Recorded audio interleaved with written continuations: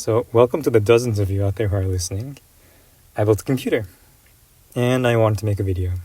Mostly for no reason, but also to help show you how easy it can be to do it yourself, and to maybe perhaps convince you to give it a try. Now, I should preface this by saying that this isn't going to be a how-to video. I honestly don't know what I'm doing, and I would hate to be the reason that you mess up on whatever it is you're doing. Instead, I'm going to describe the parts that I used and the reasoning behind them, however occasionally convoluted. Now, with that boring preamble out of the way, let's get to the boring substance of the matter. Now, to set the stage here, I want to describe to you my only previous experience, putting together a computer. It took place about 10 years ago, and it features an Athlon 2 processor and two gigabytes of RAM. It honestly served me well though, and despite sitting in a garage for the past several years, I was able to install Windows 10 on it recently, and it ran almost shockingly well. If, obviously, excruciatingly slowly. Thus, I thought it was time for a bit of an upgrade.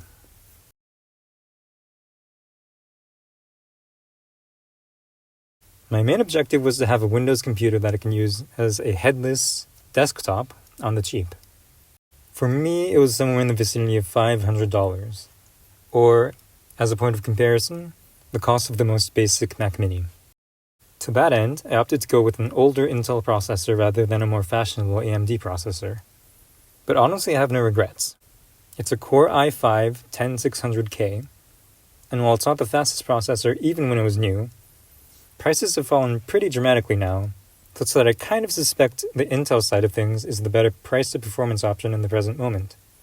A K-series processor obviously isn't necessary for my purposes, but this is the one that typically goes on sale.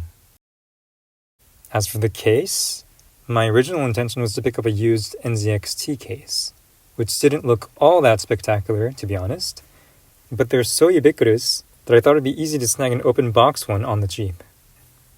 But I was quickly drawn to a different case, the Cooler Master NR400, which shared many of the same features and general aesthetic, but differed in having an airflow that seemed better suited to tower coolers.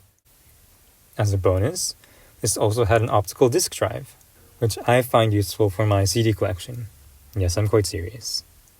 And best of all, the Cooler Master happened to be on sale, with the giant asterisk that the rebate is still pending. Now, the CPU cooler was a little more straightforward. Initially, I was interested in the Scythe Mugen 5, but later came across the ID Cooling SE224 XC Black, which seemed to be highly regarded if still a little unknown. There's nothing really hot in the case though, so no regrets. Finding a motherboard was a little trickier than I had anticipated. My initial plan was to get one of the more basic Z490 boards, but given that I had already chosen a micro ATX case, this limited my choices fairly substantially, and I quickly discovered that many Z490M boards were no longer in stock or in many cases outright discontinued. Obviously, choosing a good Z590M board would have been the logical next step, but these were either horribly basic or they were outrageously expensive. In the end, I opted for the ASRock B560M board, which while slightly odd to pair with a K-series processor, it does now allow memory overclocking. And unlike many boards designed for 11th gen chips, the ASRock still allows all M.2 slots to be used even with a 10th gen CPU. As for the RAM, I was very lucky to have a sibling who happened to have a spare 16GB Trident Z occupying space in his closet. It's slightly older and not the greatest, but with RAM overclocking it suits my needs perfectly well. I would highly recommend having an older sibling. I know next to nothing about modern storage drives. Now, my initial plan was to get an Intel SN550 when it went on sale, but I waffled a bit and missed it at its lowest price. So instead I opted for a Samsung 980. This one's a newer model, and honestly isn't the best reviewed. However, it happened to be on sale, and so that was good enough for me. As for the power supply, this honestly was the most challenging part. There seems to be a huge discrepancy between professional opinion and reviews on Amazon. Hardly a reliable metric, I know, but still a useful guide. In the end, I came across a Superflower LeadX 3, 750 watt, that happened to be on sale. Now, to be clear, this PSU wildly exceeds the loads on my system, but a good PSU should last for a few years. Sometime later, I also added a pair of ID Cooling WF14025 140mm front fans. I chose them mostly because they were cheap, but they're notable also for not being primarily designed for high static pressure. High static pressure fans are great, but I wanted airflow, and after installation I noticed a small but appreciable drop in idle temperature. It's not as if the stock front fan wasn't adequate, especially for my modest purposes, but there was a large gaping hole in the front and I wanted to fill it.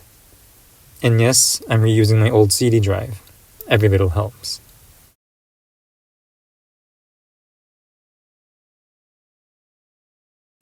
Now, much to my surprise, the thing booted up without a hitch, and I was quickly able to overclock the RAM to 2933 MHz. The Windows installation process was straightforward, if characteristically slow and tedious. Again, I didn't activate Windows, and this does not seem to have caused any problems or really any noticeable difference, save for the persistent watermark. I'm sure they're not pleased by people who do this, but they don't exactly go out of their way to discourage it either. So, why the comparison with the Mac Mini? Well, my purpose for the computer was to have a headless machine that I could remote into using my iPad Pro, which I have used as my primary computer for the past several years. And so far it's worked great, especially in conjunction with the dummy HDMI adapter that gives me a 4K image, quote-unquote, although I tend to go for a lower resolution 4:3 aspect ratio image. This setup gives me a Windows computer when one is necessary, and an iPadOS computer everywhere else. The iPad is my favorite laptop, quote-unquote, that I've used this far, but it is an exercise in frustration at least 30% of the time. This, largely, solves that issue.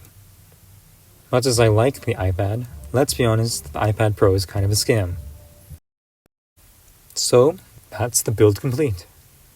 In sum, that's roughly $550. I won't bore you with all the details on how I put it together. Lots of palm sweat, basically. But I hope this gives you some kind of idea of the surprisingly appealing kind of computer you can hope to attain for a reasonably modest sum of money. So there we have it. My basic computer build in 2021. See you in another 10 years or so.